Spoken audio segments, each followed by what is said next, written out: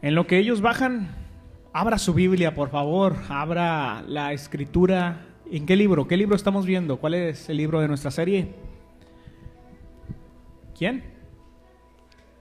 Efesios, muy bien, perfecto. Efesios capítulo 2.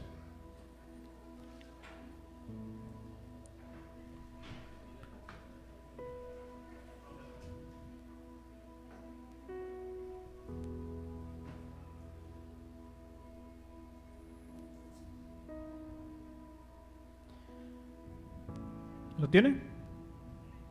Efesios capítulo 2, versos del 11 al 22.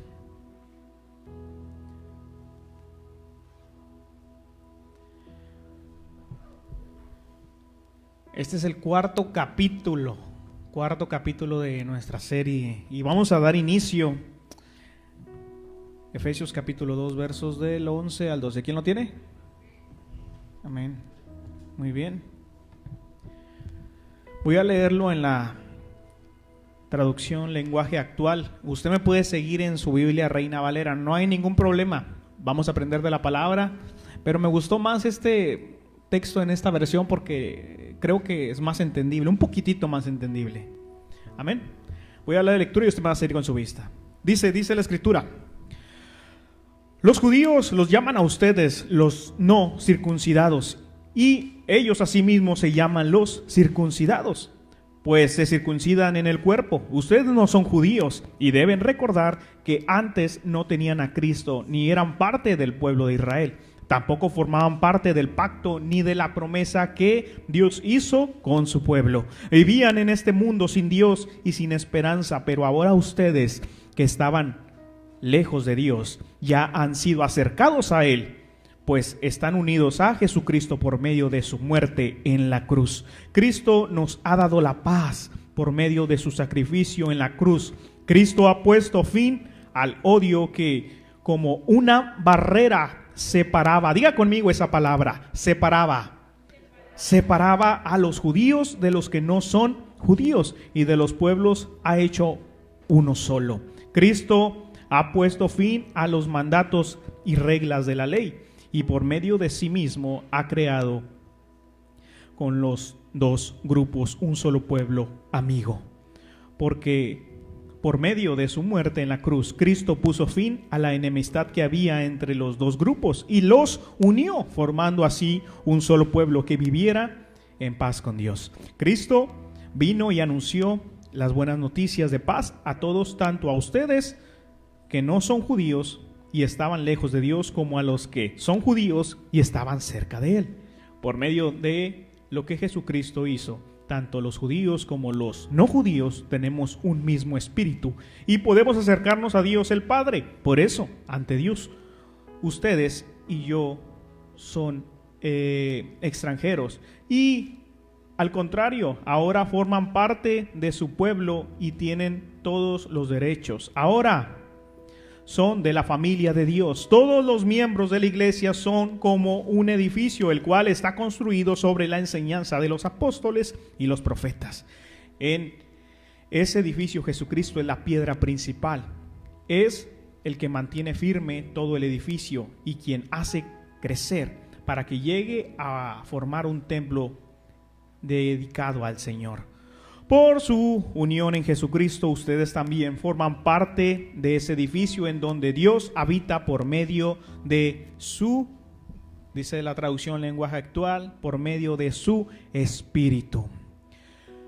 4 hombres procedentes de México iban escondidos en un vagón de carga y su destino era llegar a cualquier punto del estado de Texas.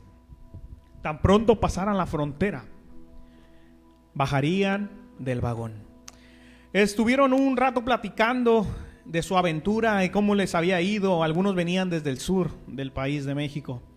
Y cuando ya estaban a punto de cruzar aquella frontera, de repente un olor muy fuerte apareció. Alguien de la estación estaba fumigando con pesticida la carga de harina de maíz que llevaba el vagón. Y adivine qué pasó. Aquellos 4 hombres murieron. Aquellos 4 hombres murieron asfixiados en aquella estación de tren. Y este solamente es un caso. Este solamente es un caso de 4 hombres que mueren en el intento de cruzar hacia el país de los Estados Unidos, a tierras estadounidenses. Mi pregunta es, ¿qué es lo que les mueve? ¿Qué es lo que mueve a tantos hispanos a buscar la frontera norteamericana latina? ¿Qué es? ¿Alguien se ha preguntado? Quizás sí. Motivos humanos solamente. El dinero, el mayor problema que enfrenta países. Ayudar a la familia que está en decadencia, tener mejores medios de vida para salir de aquella angustia. Y sobre todo la falta de pan. La falta de pan que hay en las mesas de muchas familias. La mayoría de los que cruzan la frontera de esta forma no son delincuentes. Escuche esto, iglesia. No son delincuentes. Los grandes delincuentes que cometen delitos están viajando de frontera en frontera en aviones de primera clase. Y se están hospedando en hoteles de 5 estrellas. Y muchos de ellos son narcotraficantes o trabajan para el gobierno. En cambio, los pobres están tratando de cruzar las fronteras en vagones de carga donde se transporta veneno. No portan ningún documento y por eso reciben el nombre técnico de indocumentados. Aunque para Dios, escuche esto, aunque para Dios todos tienen el mismo valor, aunque sean indocumentados o documentados. La pobreza es un golpe mundial. Y si se dividiera equitativamente el dinero o la riqueza que hay en el mundo, le digo algo, no hubiera pobreza en el mundo. No hubiera pobreza en el mundo. Pero desgraciadamente hay demasiado egoísmo, demasiada avaricia, que esto ha permeado y esto ha afectado tanto a nosotros como iglesia como a los que están fuera de aquí. Y yo quiero que usted y yo hagamos conciencia y que pongamos la conciencia de Cristo en nosotros. Esto solamente cuando nosotros nos pongamos y seamos empáticos con aquellas personas que están pasando por esta clase de problemas. Solamente así nosotros podremos poner a Cristo primero para nosotros ser luz para aquellas personas que están pasando por dificultad o problemas como estos. Ahora, ¿a qué quiero llevarte con esto? Porque estamos hablando de personas que no tienen la misma oportunidad de crecer, de superarse o de buscar sus sueños. Estamos hablando de dos clases de personas y a su manera buscan cruzar sus fronteras para tener una mejor oportunidad de vida. Y las personas que tienen la oportunidad, que tienen la bendición de avanzar, de prosperar, de crecer, no quieren que aquellas personas que están en decadencia crucen sus fronteras. Y eso es exactamente lo que está pasando aquí en Efesios 2, 11 al 22. Ya le puse el contexto de lo que está pasando hoy en nuestros tiempos y ahora quiero llevarlo a la Biblia. Efesios 2 del 11 al 12. Y lo primero que tenemos que entender es quiénes son los judíos y quiénes son los gentiles, porque hablamos mucho y decimos, sí, los judíos y gentiles, pero mi pregunta es, ¿quiénes son ellos? ¿Quiénes son los judíos y quiénes son los gentiles? Y así que quiero mostrárselo de esta manera. Hice una tabla para ustedes, pero y se vea. ¿Sí se alcanza a ver allá atrás? ¿Sí? Bueno, si no se lo voy a dictar a los que no alcanzan a ver. Muy bien, tenemos una separación entre judíos y gentiles y vamos a ver la definición, el culto, la fe, lo que creen y sus prácticas. Amén. Si lo quiere apuntar, apúntelo. Esto es bueno que usted se lo sepa para que después usted pueda, cuando le pregunten, usted ya sepa y responda correctamente. Ok, los judíos. Un judío verdadero tiene que ser de linaje o descendiente de Israel. O sea, el judío que es judío de linaje tiene que ser de papá judío y de mamá judía. Exactamente, es de linaje, es un judío verdadero, se supone. Y aquí yo le puse judío prosélito, o puede llegar a ser un judío prosélito. Un ejemplo, yo quiero ser judío, ¿qué tengo que hacer? Pues bueno, no tengo papá judío ni mamá judía, pero yo quiero ser parte. Entonces yo quiero guardar las fechas, quiero guardar el Sabbat, todas esas clases de puntos que los judíos hacen. yo puedo llegar a ser no un judío de linaje, pero un judío prosélito. Exactamente, la Biblia nos menciona algunos casos de judíos prosélitos. Ok, ahora, eso es lo que los judíos son, la definición. Ahora, ¿quiénes son los gentiles? Son aquellos que no son judíos. Puede ser un mexicano, puede ser un árabe, un egipcio, no sé. Pero los gentiles son simplemente los que no son judíos. Ok, los judíos se dirigen a Jehová basándose en la ley de Moisés. Y los gentiles solamente en Dios. Los judíos profesan una fe que se llama el judaísmo, así lo conocemos. Y los gentiles, cristiandad. Los judíos creen que ellos son el pueblo de Dios y que ellos eran los escogidos por Dios. Sí, está bien, no digo que esté mal, está bien. Y los gentiles no creían en tal cosa. Las prácticas.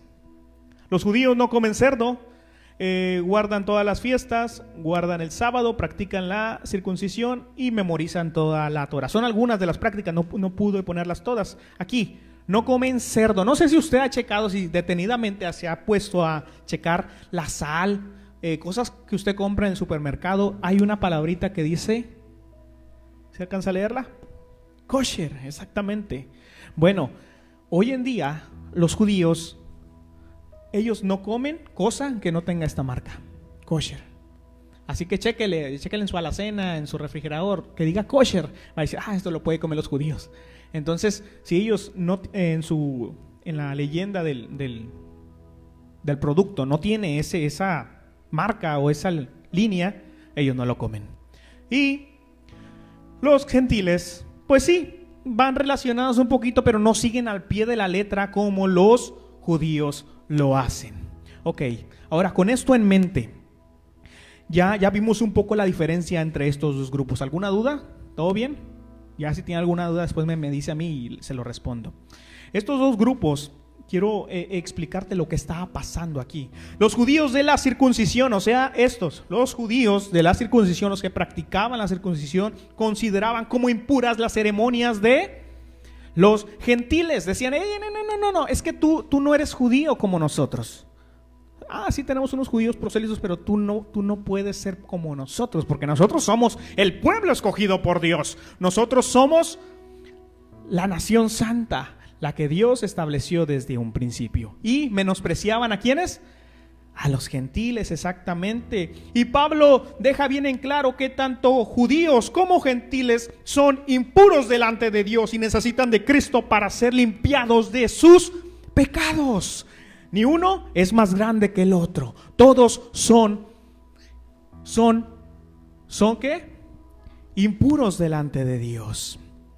Y aquí quiero entrar a aplicar este punto, porque yo he escuchado a muchos cristianos, líderes, pastores que dicen, es que Israel es el pueblo escogido por Dios y ellos se van a salvar porque son los que Dios escogió desde un principio. Cuidado aquí, porque sí, no digo que no, ellos fueron el pueblo de Dios.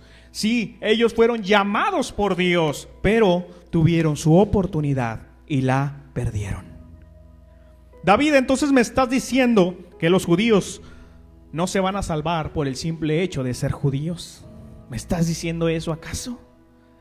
La respuesta es no se van a salvar por el simple hecho de ser judíos. Y se lo voy a explicar bíblicamente. No sé si usted ha escuchado noticias como estas en Facebook, en Twitter, con López Dóriga quizás. No sé si usted ha escuchado esta clase de noticias que dice, Israel está juntando millones de dólares para hacer el tercer templo. ¿Alguien lo ha escuchado? ¿No están informados? Bueno, muy bien. Israel está juntando millones de dólares para construir el tercer templo. E iglesias están mandando sus donativos, e incluso vi una noticia donde personas de iglesias, todos sus alhajeros de oro, los mandan. ¿Para qué? Para que se construya el templo, el tercer templo, allá en Jerusalén. Hechos 17:24. Si lo quiere buscar, búsquelo. Yo aquí lo tengo enfrente, pero si lo quiere buscar, que diga, es que el hermano me está mintiendo, búsquelo. Hechos capítulo 17, verso 24. ¿Lo tiene o lo quiere leer conmigo acá? Dice la escritura, Hechos 17:24, el Dios que hizo el mundo y todas las cosas que hay en ella, siendo Señor del cielo y de la tierra, no habita en templos hechos por manos humanas. Dios ya no quiere habitar en templos hechos por manos de usted y míos. Él ya no habita en esos lugares. Dice 1 Corintios capítulo 12, del 12 al 14, porque así como el cuerpo es uno y tiene muchos miembros, pero ahora todos los miembros del cuerpo, aunque son muchos, constituyen un solo cuerpo, así también es Cristo. Pues por un mismo espíritu todos fuimos bautizados en un solo cuerpo, ya judíos o griegos, ya esclavos o libres, ya todos se nos dio a beber del mismo espíritu. Porque el cuerpo no es un solo miembro, sino muchos. Fuerte conmigo, son muchos. No hay divisiones, no hay grupos, no hay fronteras. Ya no hay más fronteras. Ahora somos una familia, ahora somos una sola iglesia que día a día se está esforzando por caminar y por guardarse en santidad. Es por eso que el título se llama de esta manera: más allá de las fronteras. Si lo puede textear, textéelo. Si lo puede publicar en su Facebook, hágalo. Más allá de las fronteras. Y quiero explicarte un poco mejor más el porqué de esta serie, porque el título de este capítulo. Y yo sé que hay muchas dudas en su mente todavía, muchas preguntas quizás como estas. Entonces, David, me estás diciendo que los judíos y gentiles no son igual, no son diferentes, no es más el judío, no es menos el gentil. Entonces, ¿qué está pasando aquí? Me estás diciendo que son iguales. Sí, son iguales delante de Dios. Y no lo digo yo, ¿qué lo dice? La Escritura, exactamente. Entonces preguntas como esta nos pueden estar atormentando, nos pueden preguntar allá afuera y nosotros debemos de responder bíblicamente, no lo que usted piensa. A la gente no le interesa lo que usted piense, a la gente le interesa saber lo que la Biblia dice. Eso es lo que a usted y a mí nos debe interesar. Pregunta número 1, entonces, David, ¿quién podrá salvarse? ¿Quién? ¿Por qué iglesia viene Jesús? Y quiero que esta la lea conmigo. 1, 2, 3. Solamente la iglesia de la colonia Mirador. ¿Qué piensa usted? No, David, nada más aquí la iglesia aquí de la colonia Mirador, exactamente aquí nada más va a poder salvarse. O quizás aquí la iglesia vecina de a 2 cuadras también lo hará. ¿Qué pregunta? Esas preguntas se las van a hacer allá afuera y usted debe de aprender a responder bíblica y certeramente. El punto aquí está en esto: en la fe, el bautismo y la gracia. Aquí consta para responder estas preguntas. Y yo quiero entrar a este punto, a lo que es el bautismo. ¿En qué nombre debemos de bautizarnos? ¿Cuál es la fórmula correcta para bautizarnos? ¿Será en el nombre de Jesús, según como Hechos capítulo 2, verso 38 nos lo menciona? ¿O será en el nombre de la Trinidad, como Mateo capítulo 28, verso 19 nos lo enseña? ¿Qué? ¿Preguntas difíciles? ¿Preguntas teológicas quizás? Sí. Pero yo quiero enseñarle el día de hoy a cómo usted puede responder a esas preguntas. ¿En qué nombre debemos de bautizarnos? ¿Cuál es la fórmula correcta? ¿Será en el nombre de Jesús o en el nombre de la Trinidad? Ok, existen ciertos conflictos con algunos grupos evangélicos y quiero ser muy respetuoso aquí. No quiero faltarle respeto a ninguna enseñanza, sino simplemente ser bíblico. Ser bíblico. El primer grupo de nuestra lista son aquellos que afirman que el verdadero bautismo debe realizarse en el nombre de Jesús. Y debo aclarar que aquellas personas que apoyan esta doctrina son muy pocos los que apoyan esta enseñanza. Y por otro lado tenemos a los que dicen que debemos bautizarnos, o que el verdadero bautismo debe ser realizado en el nombre del Padre, del Hijo y del Espíritu Santo. La pregunta es, ¿quién está en lo correcto entonces? Antes de darle una respuesta, quiero que tenga esto en mente. Estas son palabras de Jesús, no de Pedro, no de Juan, no de Pablo, no. ¿Palabras de quién? De Jesús. Dígalo fuerte conmigo. De Jesús. Quiero que lo lea conmigo. Mateo 28, verso 29, capítulo 28, verso 19. Por tanto, id y haced discípulos a todas las naciones, bautizándolos en el nombre del Padre y del Hijo y del Espíritu Santo. Los discípulos reciben la orden de ir a predicar el evangelio a todas las naciones y después a bautizar a los nuevos creyentes. Esa es la instrucción que Jesús le da a sus discípulos. Y según la orden de Jesús es bautizarlos en el nombre de ¿quién? Esa es la orden de Jesús. Los primeros cristianos tenían que identificarse públicamente como seguidores de Cristo. Pero ¿por qué razón se dice todo lo contrario? Si en Mateo capítulo 28, verso 19 nos está diciendo Jesús que debemos bautizarlos en el nombre del Padre, del Hijo y del Espíritu Santo. Entonces, ¿por qué más adelante encontramos a los discípulos bautizando en el nombre de Jesús? Y también encontramos más adelante a Pedro bautizando no solo a judíos, sino también a gentiles en el nombre de Jesús. ¿Acaso esto es un acto de desobediencia al mismo Jesús? Vamos a ver los bautismos del Nuevo Testamento.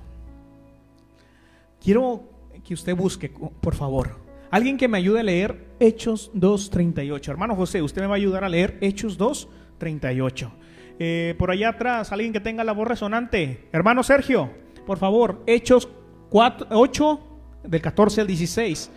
¿Quién más por acá? Manuel. Hechos 10:48. Y a ver, ¿alguien más? Una mujer con la voz... no, acá vamos a Daniel. Daniel, tú me vas a ayudar, tú tienes buena voz. Hechos 19:5. Vamos a ver los diferentes bautismos del Nuevo Testamento y vamos a encontrar aquí cuál es la diferencia, cuál es la discrepancia. Vamos a empezar primero aquí con el hermano José. Hechos 2:38. Fuerte, hermano, con voz tronante.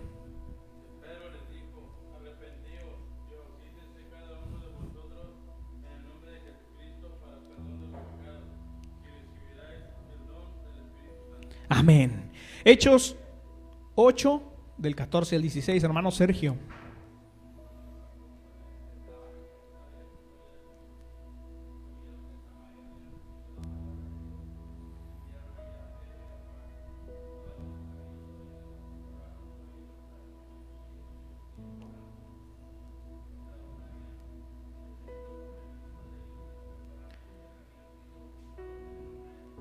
Amén. Hermano Manuel, Hechos 10:48.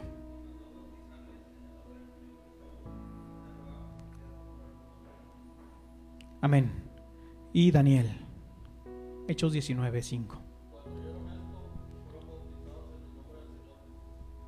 Amén. En el nombre del Señor Jesús. En los 4 pasajes nos hablan del bautismo en agua.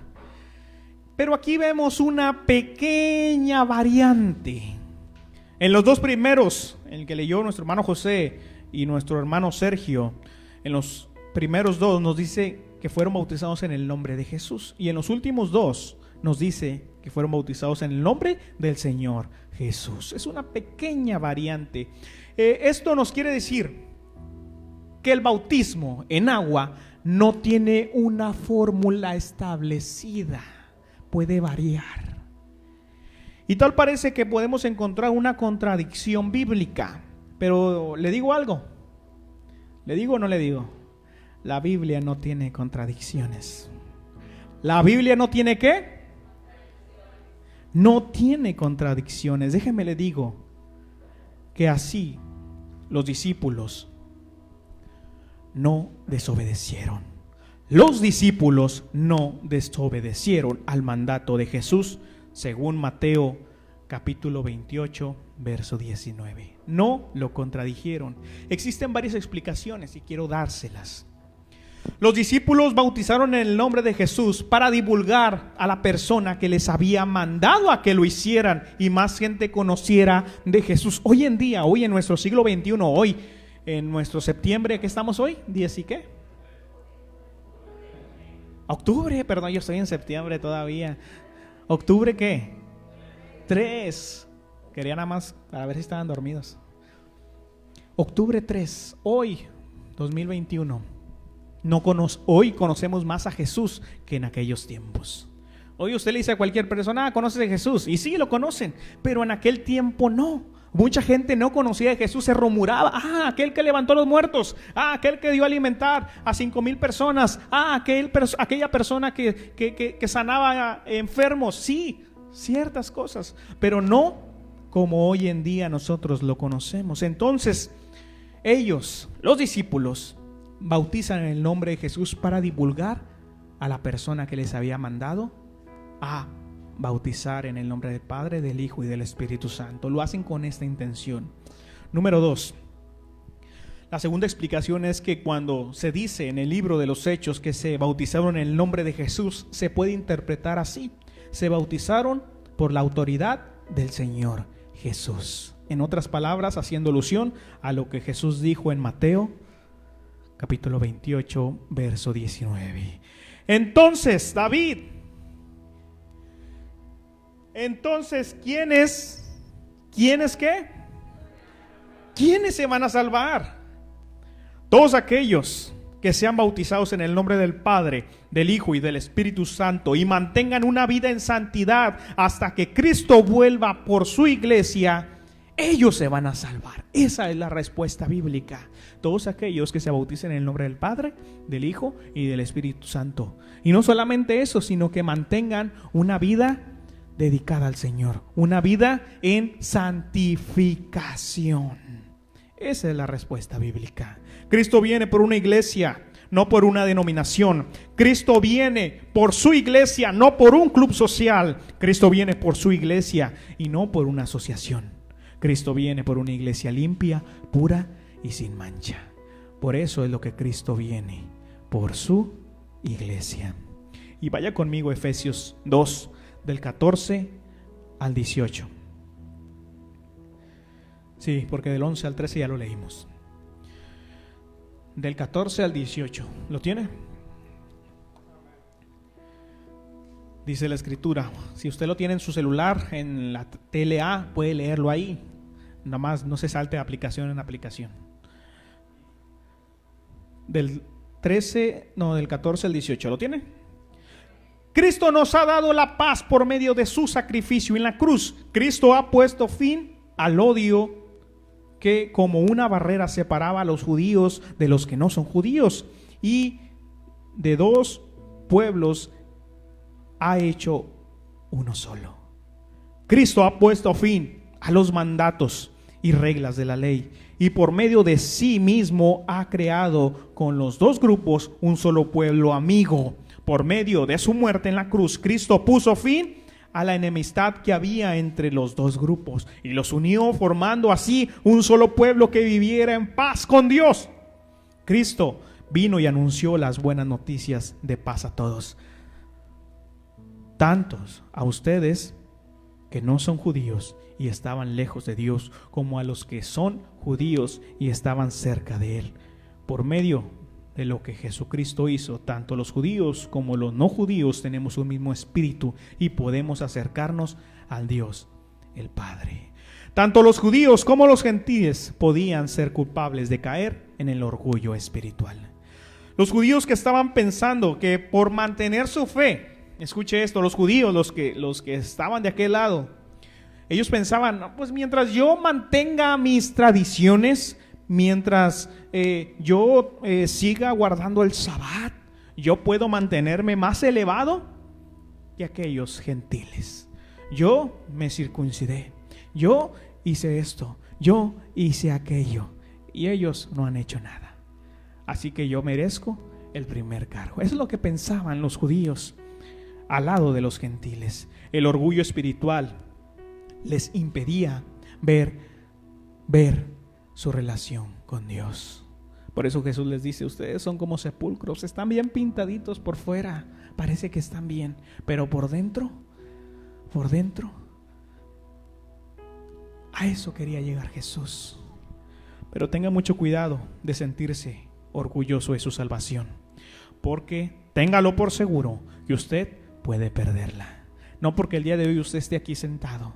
No porque usted haya sido bautizado. Es que yo me bauticé, me bautizó el hermano fulanito de tal, es que me bautizó el hermano David. No, eso no tiene relevancia.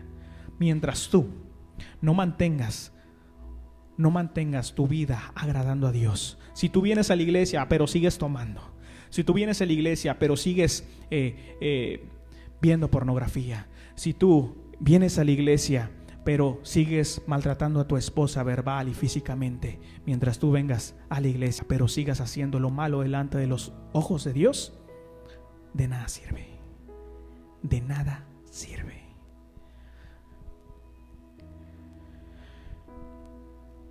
Eran ya los 90 años de vida de aquel hombre.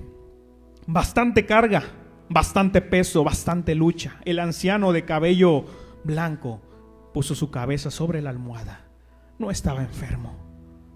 No estaba enfermo. No sentía dolor. No sentía penas, ni remordimientos, ni angustias. Eran los 90 años que llevaba encima. Demasiados años para un cuerpo mortal. Y el anciano dio su último suspiro, quedando muerto en el sueño. Poco después se difundió la noticia por todo el mundo. Enzo Ferrari murió. Los periódicos estaban plagados de la noticia. Enzo Ferrari ha muerto. ¿Usted sabe quién es ese hombre?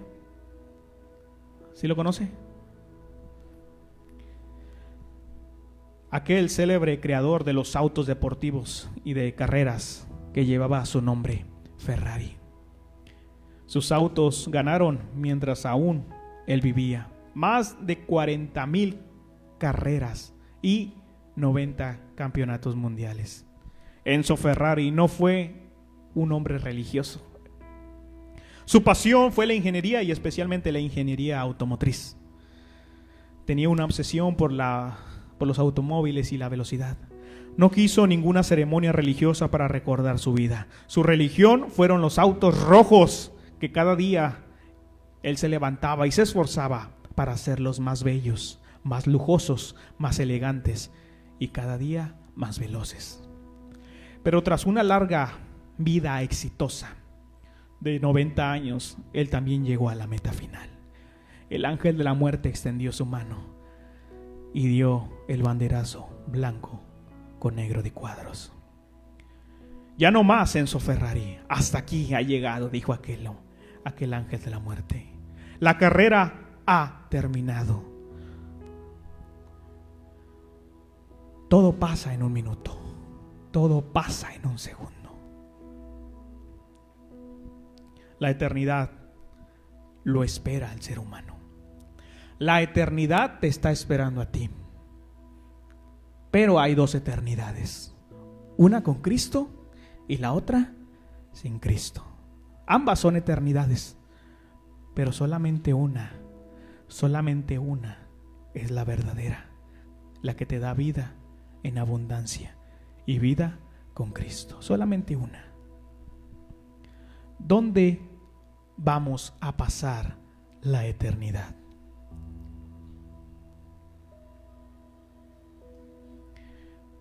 Y yo quiero hacerte esta pregunta.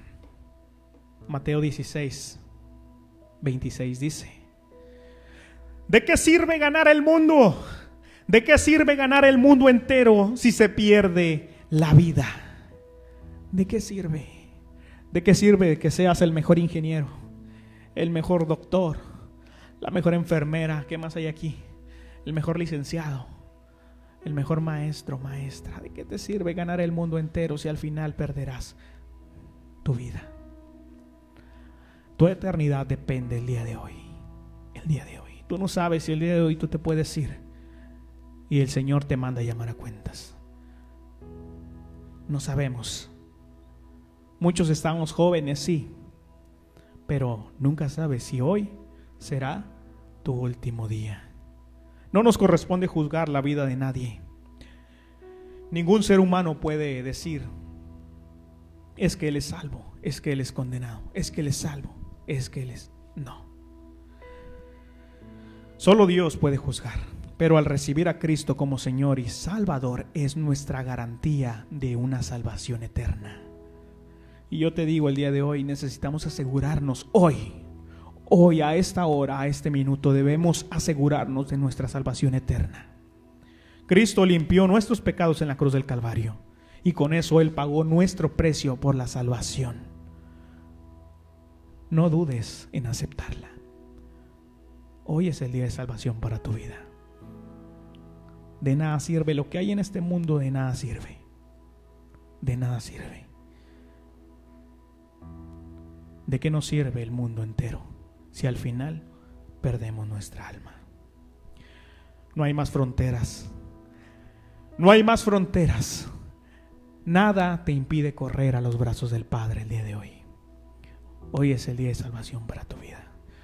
¿Habrá alguien que haya tomado esta palabra y digas: yo quiero cambiar?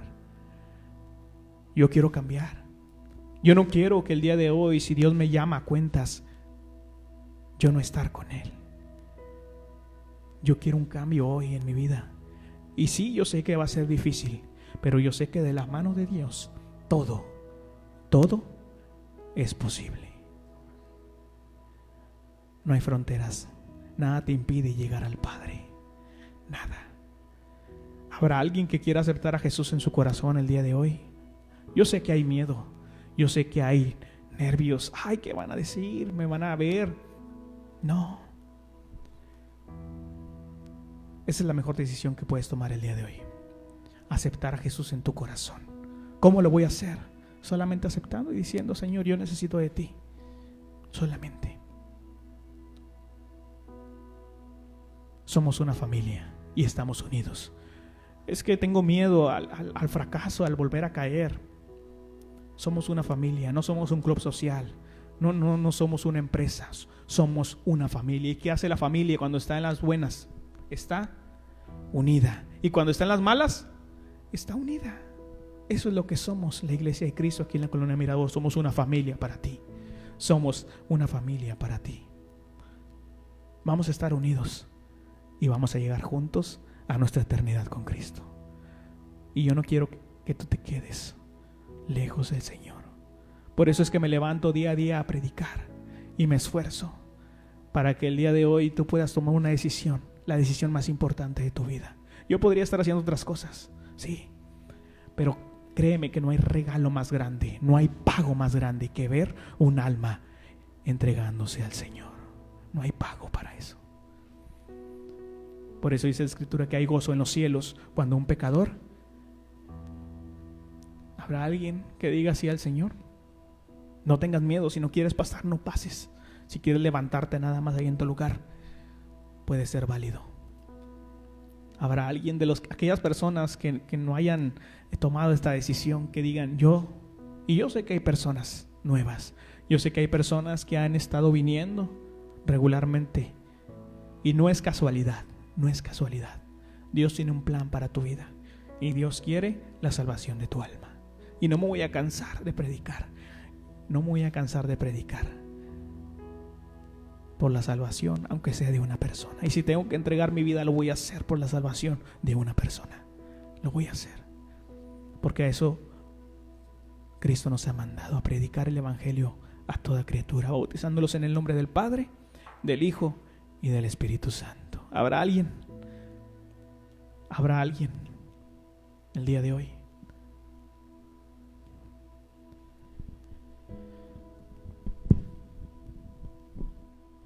Gracias, Señor, te damos en esta hermosa tarde, Señor.